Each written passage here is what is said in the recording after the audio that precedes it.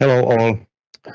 Thank you for joining our webinar about ISE and all these technological things we found out there. I welcome people here at the Olari Luoma and all the people there behind the screens. I'm Antti Rintamäki from Intersonic Oy. We are a distributor company. We import a lot of good products and sell them to the resellers and professional end customers. And I have here Richard Glimstedt from RoomSense. Yes. And you can tell about your company. Exactly. So Richard from RoomSense, and we are a little bit the new animal here in the group. So it's a company that works with remote monitoring of devices and rooms. So we are able to monitor AV devices in different meeting rooms, regardless of the manufacturer, actually. Yeah, and my name is Antti Riikonen. I'm from Audico Systems, and we are the leading system integrator in Finland and Sweden. So, Richard, how was the impression at ISE? You were first time there, right? Exactly. So it was my first ISE, and I was really impressed. I mean, it's extremely crowded, so lots of people, lots of exhibitors, and you have those different halls that you need to go through. And you can really see that the companies are investing a lot in their booth. I mean, I think Samsung and LG, their booth, like, you were huge. It was kind of entering a museum because you have different parts of it. And apparently this was the most successful edition of the 20 years history of ISE. So it was a 23% increase in number of people and also 30% increase in terms of floor space. So even more exhibitors than the previous years. And actually there were 162 countries represented during this 4 days course. So it really shows it's an extremely important trade show within the AV industry in Europe. I would say it's the most important. Sounds like it was a really success. But what do you think? How come it was so successful, even we have these turbulent times with wars, conflicts, high inflation, and the risk of economic recession? What do you think? Yeah, it's a good point, and I mean, of course, it was a success, despite all of that, as you mentioned. But I think companies are really seeing these 4 days of part of the 365 as the really most important. So you need to be there, you need to invest there, regardless on how it goes in the rest of the year. So I think it's extremely important to be there, regardless what's happening in the outside the world, in the macroeconomics. But anyway, like, what are your thoughts, if we go back a little bit on the corporate side, what do you think on terms of the business? How does it go in 2024, like now in the post-COVID perspective? What do you think? Well, what I discussed with the manufacturers mostly, quite many of them stated that right after the COVID, there was a boost on the sales because there was a lot of investment hold back during the COVID times. So there was a lot of investment going on right after the COVID, and okay, when the component shortage was sort of handled. Yeah. And quite many of them didn't expect huge growth on the sales. More like, I wouldn't say that they mentioned like this, but they would be happy if the sales would be similar level what it has been. Yeah. But of course, there are manufacturers who hoped to have more sales, but also there were manufacturers that they have already sold to 24 full capacity already beforehand, and they are planning how to cope from 2025 manufacturing. Yeah. And did you find any trends, real trends going on? And that's a good. ISE? And that's a good question. I think that's why we're here, right? So, Yes.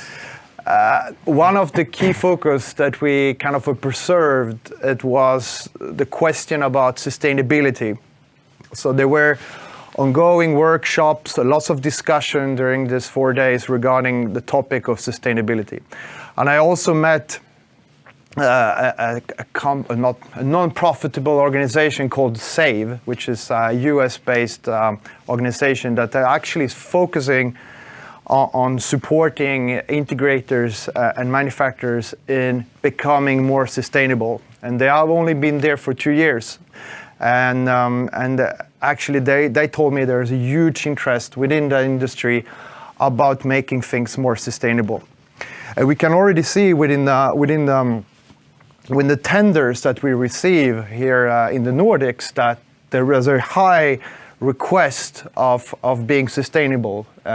So it's not only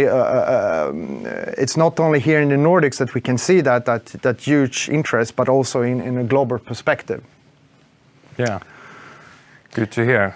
Have the manufacturers done any progress with sustainability? Yeah, so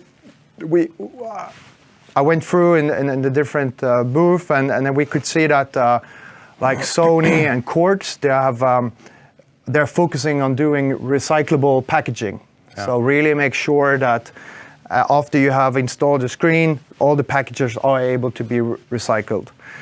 Logitech, for instance, they have developed how we called it like a second life of their plastic. So they are recycling old electronics from consumer products and recycling it into their new products. So that's a new way of seeing it in order to be kind of reducing their carbon footprint. Right. But I heard that Samsung also are doing a lot, but I think you know better than me. Yeah, I visited on Samsung booth, and that was quite impressive that they are committed to being all carbon neutral by 2050. All the packages that they are using and all the accessories are already recyclable and even reusable, and they are all also certified by third party, ensuring that transparency in carbon footprint reduction. But in my personal opinion, I still think there's too few of these really concentrated companies who are making this sustainability efforts. Yeah. Like for example, JP Lighting, they recycle the water, they use rainwater to flush the toilets, they use solar power for power their plants.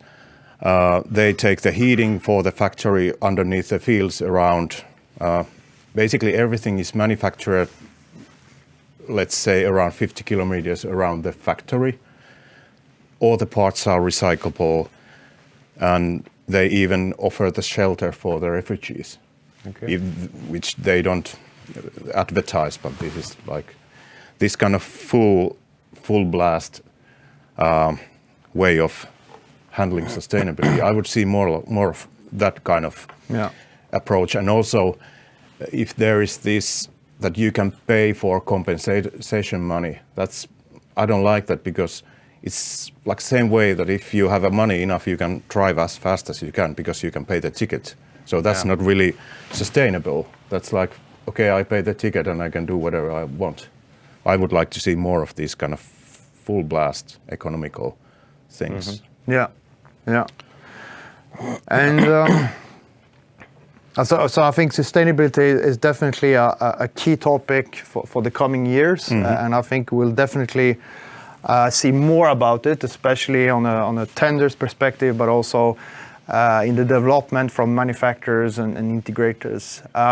But one other key, let's say, innovation or trend that we saw was the development within the manufacturers of screens and projectors. And I know that you, Antti, has a really high interest for that, and had like you walk through all the booth, especially Samsung and LG and so on. So what did you observe from the fair that you really think it's an interesting highlight? Yeah, a lot of information from the ISE, but yes, year by year the quality of LED screens have improved a lot, and the prices have gone down. So that's a good thing for customers, I think. And many large manufacturers have invested in development of COB technology. What is that? What is that? COB, Yes. so it's chip on board technology. Oh. So the LED chip is mounted straight to the board. So there is no need for wiring if you compare it to older SMD technology. And COB doesn't require so much space in the board. So it's possible to get a little bit way much smaller pixel pitch. And advantages, of course, smaller pixel pitch, better resolution, but also there's a better heat management. So power consumption is lower and lifespan is longer, and it's more reliable product. And of course, one of the key thing is the better picture quality. So contrast is better, better viewing angles, and color uniformity is better when you are speaking the large scale screens. That's quite important thing. Okay. Anything else? Did you see any other innovations or trends except these micro chips? Yes, a lot of trends in the display side. So one thing was 21:9 displays. So plenty of manufacturers had bring their own 21:9 display. So that's designed for Microsoft Teams front row dashboard use. So it's excellent choice for remote meeting spaces. Can you explain a little bit more about this Microsoft front row? This was first time for me that I saw it in real action, and it was presented in quite many stands where there was these wide screens. There was Microsoft front row demo in them. Yeah, so the aspect ratio 21:9 is same than in a cinema format. So you have ultra wide screen, and in a Microsoft front row you have the presentation middle of it. Then you have boxes for all the participants, so you can see all who are attending in the meeting at the same time. And then you have a chat window, so you have a quite good visibility in one side for all what is happening in remote meeting. What do you think? Those are quite big products to install. They don't fit in all elevators, and they require more than 2 people to install them. Are they sellable? Yeah, I think in some cases they are, because they resolve one problem what we have. But of course, for the front row, there's some other options as well. So, how about projectors? Is there still business for them, or is LED killing the projectors? Yes and no. Of course, in the LED screens, the picture quality is great, but they are not so cost efficient. So there's new 4K projectors coming from big manufacturers like Panasonic and Epson in a very interesting price point, quite low, and reasonable brightness range starting from 8K ANSI lumen to 20K ANSI lumen. So I think projects where size matters most, it's a good solution for that. So it's cheaper to make really big for screens. The big video surfaces like in auditoriums or big event spaces, price per inch is still quite cheap in projects. So I think they are keeping their market share in that segment. And also pixel mapping, if you want to do something else, something fancy, like here in Finland we had this Lux light festival during the December time, and there was a huge amount of projectors used as light sources instead of projecting images. Yeah, that's true. Cool. And besides LED screens and projectors, do we see any other type of innovation and trends? For me, it was a surprise how often LED screens were used for something else than just showing the images. Like in studios, you can use them to create lighting situations, for example, on TV studios where you have image behind, but on the side and top there are screens that you can create the similar lighting situation. That would be where the person would, if you would be standing outside in the outdoors, the sun would be shining somewhere, or you would be in the middle of traffic. Yeah. You can't see those side or top LED screens, but you see the shadows and lights and what they create to you. That was fancy for me as an audio person, that hey, that's really clever to use. And also I spoke with a few integrators, and I really see the trend that they value if the manufacturer can offer a really wide portfolio of products. And even better if there's some sort of automated commissioning, that when you set up the system, there's some sort of automation or even AI-based tools on the design and commissioning. Networking, that was a trend. Yeah. Technology cooperations, that was a trend. Like all these Teams and Zoom and all these certifications, they are really important for the manufacturers, especially when we talk about meeting room environments. And then remote management was a thing. Many manufacturers are offering their own cloud-based or remote connection-based services that you can see what's happening somewhere else. Exactly. That's your business. Richard. Yeah, that's my business. That's true. How does it show for you? And does it go together with the AV as a service business? Definitely. And as you mentioned, we see more and more of these type of monitoring and management solutions. So both from let's say a manufacturer perspective, but also from integrators, but also we see it from company as RoomSense that are offering it kind of to everybody. So we saw like Jabra is launched their new remote and monitoring management, where you're able to monitor both devices and rooms. We also saw that Samsung is now, they launched also their management tool for their digital signage. And we also saw that some pretty large, let's say, global integrators were launching what we call kind of a room as a service. So they offer the whole room, like the whole solution where everything is included, and the customer doesn't really need to think about maintenance, how the devices works and so on. So it's a kind of a full package without any headache. And of course, this is related to, as you said, AV as a service.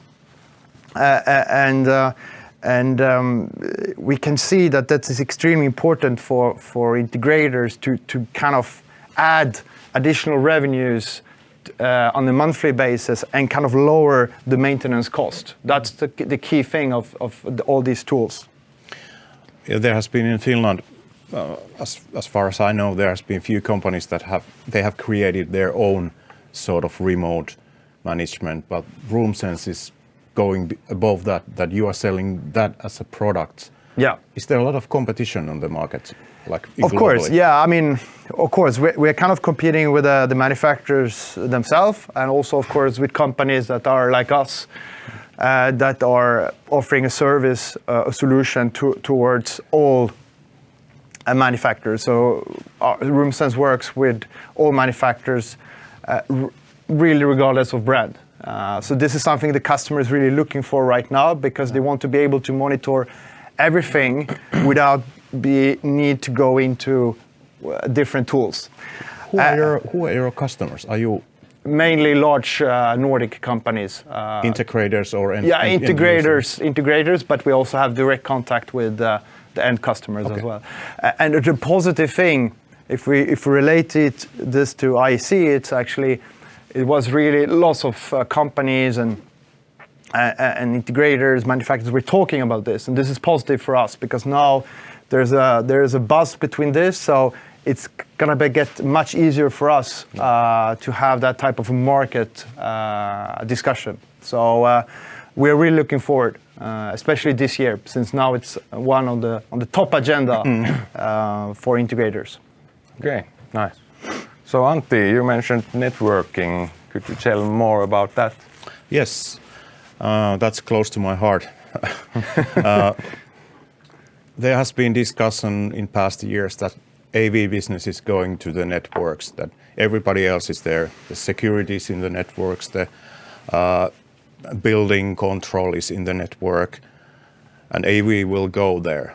But nobody said anything like that anymore. We are there now. That everybody was assuming that we are in the networks. Yeah. There were networks almost on every stand, more or less, if there were running systems. And it's really interesting to notice that, for example, Netgear had switches basically on every stand, almost on every stand.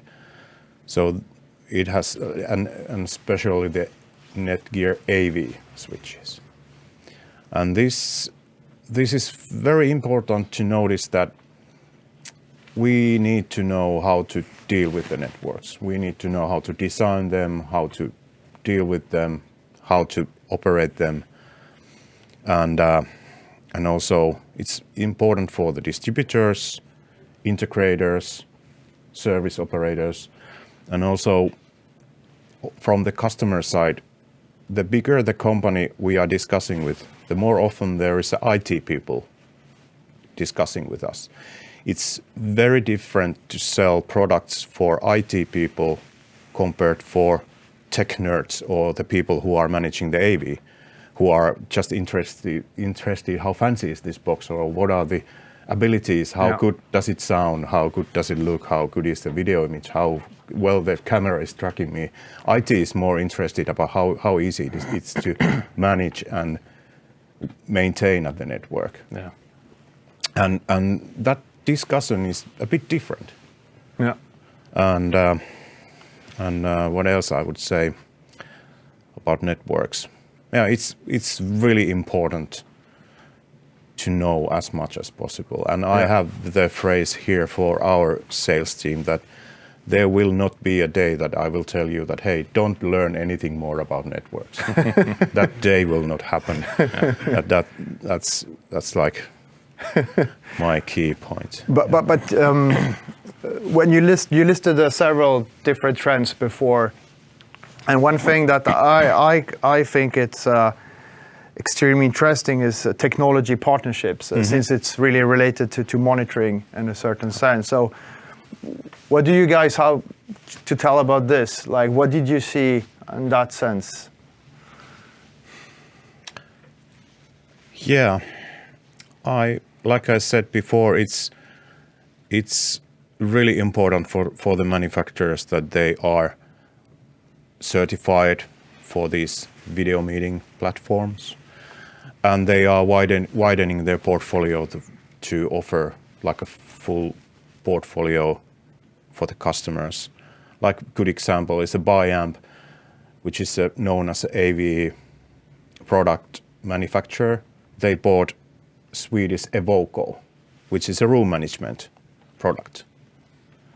And then basically all these Teams, Zoom, Google Meet, and other stamps were shown all over the place at the ISE. And also there's a cooperation between manufacturers, like Shure was having tracking automation together with Aver cameras, and they are completely separate brands. Yeah. These kind of technology partnerships I saw there.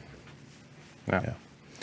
And I saw quite often term called UC that comes from Unified Communications. What is this exactly? This is your pie of the cake. Yeah. yeah. UC in general is a solution for remote meetings via some platform like Teams or Zoom, of course included in all the needed equipment like cameras and audio devices. I think there weren't any major new innovations, but something little. The AI was quite visible in the UC devices, and especially camera control and speaker tracking and framing was, I think there was quite convincing results about that. And cameras AI know to choose between close and wide picture when the presentation situation changed or speaker changed. So especially in a neat booth, that was quite convincing stuff. Yeah. As I said, it was my first ISE, and I have been to several technology-oriented venues before, everything from banking to telecom, but this was the first AV, and there are always like new standards that are released during those fairs. Is there you, Antti, that are more an expert in the products than me? What did you see anything specific? I think USB-C is now getting over the old-fashioned USB, and not just to have a USB, but that should give us power enough for our high-speed laptops, that it's not anymore 65 watts that is required. It's more like 100, or even some manufacturers promise to deliver 240 watts power for the products. And then I would say it was really interesting to hear right before the ISE that these loudspeaker manufacturers, Acoustics and DNB Audio Technique, they announced that they will start developing their own platform for managing AVB network, and they are like really competing against each others, but they are making work together in that sense. And it was really interesting that why has they decided to do this, because Meyer Sound has already sort of open platform for it. Yeah. It's already existing.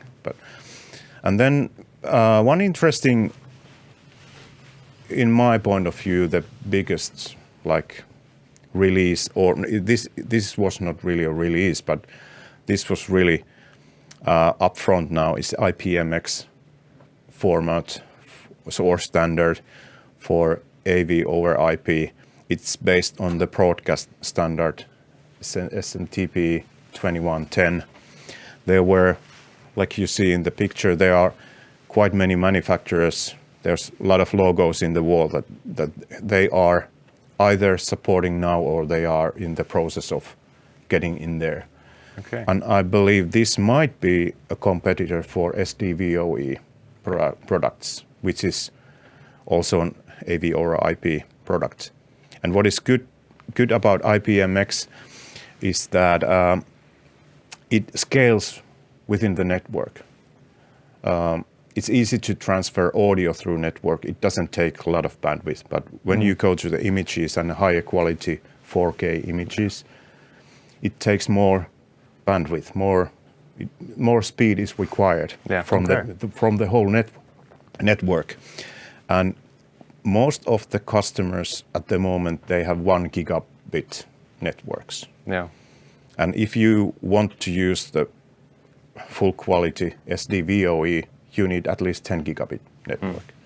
And that is still a bit expensive, but IPMX products, that they scale regarding the network speed. So you can buy the products now, use them in your existing network, and then when your network will be updated to the higher bandwidth, you can upscale the image quality without buying new equipment. Okay. And there were many manufacturers, like Matrox is one of the leading brands in this. They have their products. This image is taken from whole another brand stand. This wasn't from their stand. So their products were not as often seen as Netgear switches, but I saw a lot of Matrox boxes at Panasonic stand and all the other stands. And also Barco had a similar product for that. So I think IPMX is something we need to be have the Googles on. Where are we going? And also, what I would say, quite many manufacturers, they have redesigned their products because of the past component shortage. So if there were releases, some of them might be just this kind of refurbishment of the products that they have changed the components and now they have the new versions. The kind of minor updates. Minor updates, Okay. more or less like that. Okay. Yeah. All right. So we are getting closer to the end of our webinar. Was there anything else you missed at ISE? So there should have been. Yeah, I mean, I was a little bit surprised there was, let's say, limited discussion about security, especially now as we see, as we mentioned in the beginning of this webinar, we said there's lots of, let's say, crisis out there. There are lots of threats out there. There are two ongoing wars that are pretty important. So, and the IT industry are talking about threats all the time, and we can see that in the Nordics, like banks and retailers have been attacked by different outside hackers. And now, as you mentioned, Antti, that now the AV world and the IT world are kind of merging in a certain sense, especially in the network perspective. I think we need to think about security right now. I mean, it's extremely important topic. So I was a little bit surprised that aspect was not so much mentioned. Well, of course, there are some manufacturers that do some related products, and there were a workshop or let's say a panel debate regarding security, but that was more on a consumer perspective. Yeah. So I think it needs to be bring up and needs to be more discussed, and I think companies especially needs to think about it, especially now the AV networks become more important and also are becoming a potential threat. Good example. It's not business example, but I was setting up my home fiber switch where the internet is coming in. I was setting up the things there, and suddenly I saw all the neighborhood IP addresses. There was at least I was scanning through the IP addresses what I saw in the network, and I saw all the neighborhood IP addresses. Like, how should that be possible? But that's how it was. Yeah. And I really missed a lot of customers. I have just a few of customer meetings. I have plenty of manufacturer meetings, but I really missed the customers. There were a lot of customers from Nordics around there. But it was also great to have these oldies and goldies. I had a picture earlier about this old Pink Floyd PA system that was used in Pompeii concert, and that was really hard to believe that, okay, this is really the stuff, the mixing console and speakers. So I can't recall if there has been before this kind of museum part or historic part. I don't think so. That is that was quite cool. Yeah. And that's... it was the 20th edition. Yes, edition. It was. I think they invested a lot in making that show that this has an anniversary fair. And it will be next year at Barcelona again? That's what I heard, but there are rumors about Amsterdam again. So, but I don't know. It's time for questions. Is there any questions you would like to ask? You can ask here on site, and we will repeat the questions, or you can ask online on the Teams event, either in the chat or in the Q&A. Mika. I come back a little bit about the sustainability. Did you have a discussion about the manufacturers about certifications? I didn't have that sort of discussion with the manufacturers. Did you? No. But I know this US-based organization called SAVE, S-A-V-E. They want to kind of be a pioneer in creating those certifications. So let's see where that's gonna head. They have only been existing for 2 years. So, but I think that's promising, at least as a start. So let's see how they can push the market or the manufacturers to really making that happen. Also, I want to remind about Avixa. That is something that we should take more advantage of. Yeah. Avixa organization. Check that out. Yeah, they had a booth there actually, Yeah. and I met them twice to get an understanding of what are the trends and what's happening in other continents, just not only Europe. So it's definitely a good source for information and could be a good partner for discussion, especially. And it was clear that ISE is the most important trade show on the AV business market in Europe at the moment. Yeah, it is. And it will be. Yes, Will totally be. agree. Yeah, extremely well organized. We're always saying that in the Nordics we're super organized compared to the south of Europe, but I would say I was impressed. The Spanish did it really well. Yeah. And Spain is much more nicer place in February. Than Exactly. Yeah, I was 20 degrees. The food was excellent, perfect place to be in January, especially when we have snow here. So Yeah. So if there's no more questions, I would like to thank you all of participating in this here and online. Thank you, Antti. Thank you, Richard. I really like to thank Risto Lehikoinen, who has been taking care of this streaming and all the cameras, and Jussi and Kirsi and Charlotte about everything, all these things, what happens behind the scenes. So thank you so much for joining.